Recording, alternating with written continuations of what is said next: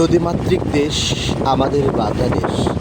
বাংলাদেশের বুক চিরে বয়ে গেছে অজস্র নাম না জানা নদ নদী। বাংলাদেশের একটি উল্লেখযোগ্য নদ হচ্ছে ব্রহ্মপুত্র। আপনারা যেটি দেখতে পাচ্ছেন এটি কিন্তু নদী নয়, এটি হচ্ছে নদ, ব্রহ্মপুত্র নদ। এই ব্রহ্মপুত্র নদটি চীন থেকে বাংলাদেশ, ভারত হয়ে বাংলাদেশের কুড়িগ্রামের মাঝখান দিয়ে প্রবাহিত হয়ে জামালপুরের পার্শ্ববর্তী দেওয়ানগঞ্জের সানন্দবাড়ি ও গাইবান্ধা এর মাঝখানে যমুনার সাথে সংমিলিত হয়েছে। ব্রহ্মপুত্র এই নদীর রয়েছে বিশাল ইতিহাস, তবে এই নদীটির গভীরতার চেয়ে বিশালতা খুবই বেশি।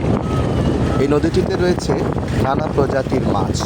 এর মধ্যে উল্লেখযোগ্য মাছ যেমন চিংড়ি, পাবদা, পুঁটি, রুই, কার, এছাড়াও আছে ইলিশের মতো জাতীয় মাছ।